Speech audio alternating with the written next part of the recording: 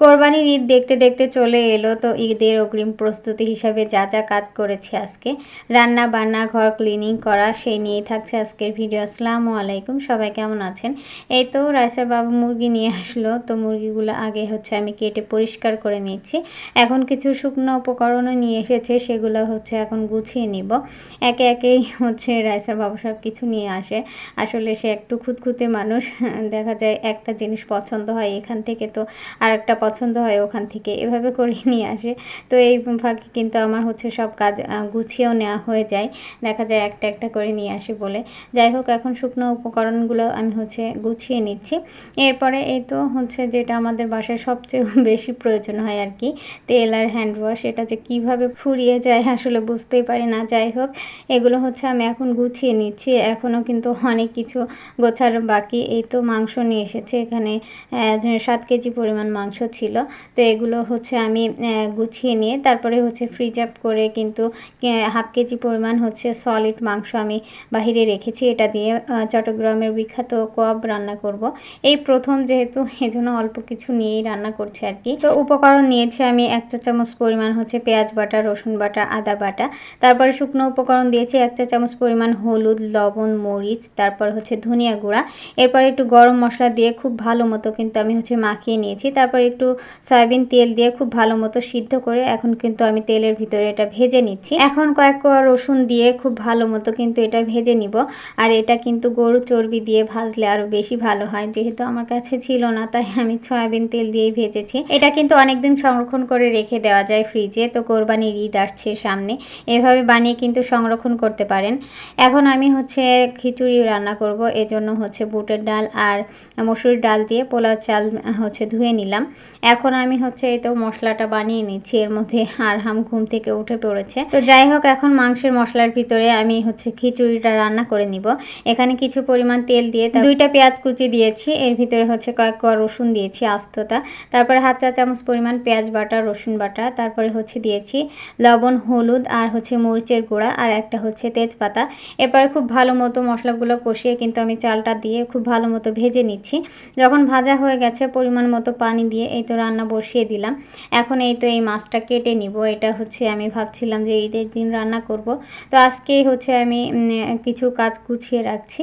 তো আজকে হচ্ছে কেটে কুটে পরিষ্কার করে রাখবো, কয়েক পিস ভাজবো আর কি খিচুড়ির সাথে খাওয়ার জন্য, আর হচ্ছে বাকিটা ঈদের দিনের জন্য রেখে দিব। তো এই তো মাছ মাংস আমি যখনই ধুই তখনই কিন্তু এভাবে সিংটা আগে থেকে পরিষ্কার করে রাখি। এইভাবে করে রাখলে কিন্তু গন্ধ হয় না। যখনই ইলিশ মাছ কাটি তখনই কিন্তু একেবারে বরফ থাকা অবস্থায় কিন্তু কেটে নেই। এভাবে কাটলে কিন্তু মাছটা একেবারেই ভেঙে যায় না।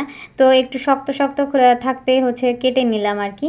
এখন কেটে এগুলো ধুয়ে তারপরে হচ্ছে কয়েক পিস ভাজবো। এর মাঝেই কিন্তু আমার হচ্ছে খিচুড়িটা হয়ে গেছে। এখন একটু দমে দিলে হয়ে যাবে। তো কয়েকটা কাঁচা মরিচ দিয়ে আমি কিন্তু 30 মিনিটের জন্য দমে বসিয়ে দিলাম একটা তাওয়ার উপরে। এখন হচ্ছে আমি ইলিশ মাছ আর একটু বেগুন ভাজবো। তো এই তো ফ্রাই প্যানটা গরম করে হচ্ছে ভাজতে দিয়ে দিলাম। এখন আরও অন্যান্য কাজ আছে, সেগুলো হচ্ছে এগুলার ফাঁকে ফাঁকে করে নিচ্ছিলাম। তো মাছ আর বেগুনটা ভাজি হয়ে যাওয়ার পরে এখন উঠিয়ে নিচ্ছি। এগুলা হয়ে গেলে কিন্তু আমি এখন ক্লিনিংয়ের কাজ করব। আজকে কিন্তু আমি হচ্ছে ঈদের ক্লিনিংয়ে যেসব কাজ আছে সব করে রাখবো। বাসায় আমি যদিও তেমন একটা ঝুল হচ্ছে জমতে দেই না, তারপরও কিন্তু কয়েকদিন পরে পরে হচ্ছে এভাবে ঝুল জমে যায়। কারণ হচ্ছে বেশ অনেক দিনেরই এই বাসায় হচ্ছে রং করা, তো অনেক পুরনো হয়ে গেলে রং করা দেখা যায় হচ্ছে বেশি ঝুল জমে।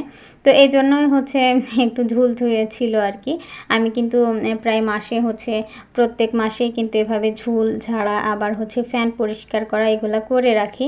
তো যাই হোক, ঝুল ঝেড়ে ফ্যান পরিষ্কার করে এখন ফার্নিচারগুলো পরিষ্কার করে নিচ্ছি। এরপরে বেডশিটগুলো হচ্ছে চেঞ্জ করে নিচ্ছি। আমি দেখা যায় 2 সপ্তাহ পর পরে হচ্ছে বেডশিট পরিষ্কার করি। রোজ রোজ যেহেতু করা উচিত, তারপরও পারি না আসলে। 2টা বাচ্চা নিয়ে যতটুকু মানে ক্লিন থাকা যায় আর কি চেষ্টা করি। তো এই তো এটা কিন্তু হচ্ছে পারলাম। এরপরে হচ্ছে ঈদটা পার হইলে তারপরে কিন্তু আমি এটা উঠাবো। তো যাই হোক, এখন ওই রুমেরটা তো হয়ে গেল, এখন এই রুমটা করছে। আর এর ভিতরে কিন্তু রাইসা আর হাম খুব দুষ্টামি করছিল, যদিও ক্যামেরায় তারা নেই কিন্তু ক্যামেরার পিছনে তারা খুব দুষ্টামি করছিল। এখন হয়তো হচ্ছে ঘরটা ঝাড়ু দিয়ে নিচ্ছি। আজকে কিন্তু একেবারে ডিপ ক্লিন করেছি, মানে সব হচ্ছে ফার্নিচারগুলো কাপগুলো সরিয়ে সরিয়ে পরিষ্কার করেছি। যদিও ভিডিওতে তেমন একটা বোঝা যাচ্ছে না, কারণ আমি তেমন একটা ভিডিও করি নাই, অল্প একটু করেছি। যাই হোক, এখন ঘরটা পরিষ্কার করে নিলাম। এরপরে এই তো ঘর মোছার পালা। আর ঘর মোছার সময় দেখা যায় আমার ছেলে মেয়ে অনেক দুষ্টামি করে। তারা নিচে নেমে খেলাধুলা করতে চায়, ওই টাইমটাই বেশি করতে চায়। তো তাদের দুষ্টামির মধ্যে এই তো কাজ করে নেওয়া অনেক টাফ। তারপরেও যেহেতু রাইসার বাবা বাসায় আছে, আজকে ছুটির দিন, তো এজন্যই পেরে উঠি। ছুটির দিনগুলোতে আমি এইভাবে কাজকর্মগুলো গুছিয়ে রাখি। তাছাড়া তো আর একা একা সব কিছু গুছিয়ে নিতে পারি না। তো যাই হোক, সব কাজকাম শেষ করে এই তো খাওয়া দাওয়া করতে চলে এলাম। আর এখন রাইসার বাবাকেই প্রথমেই দিচ্ছি। তো সে আজ কয়েকদিন ধরে খিচুড়ি খেতে চাচ্ছে। ফাইনালি আজকে রান্না করতে পারলাম। আর ছুটির দিনগুলোতেই রান্না বান্না আর কাজকর্মগুলো গুছিয়ে রাখা হয়। তো এই তো আজকে তো একেবারেই রোদ ওঠেনি, একেবারে মনে রাত হয়ে গেছে, যদিও তখনও 12টা বাজে। তো বিকেলের দিকে এই তো নুডলসের প্যাকেজটা নিয়ে এসেছিল। এটা 340 টাকা ছিল। এখানে কিন্তু 8 পিস করে আছে প্রত্যেকটা প্যাকেটে। তো 2টা কিনলে একটা ফ্রি।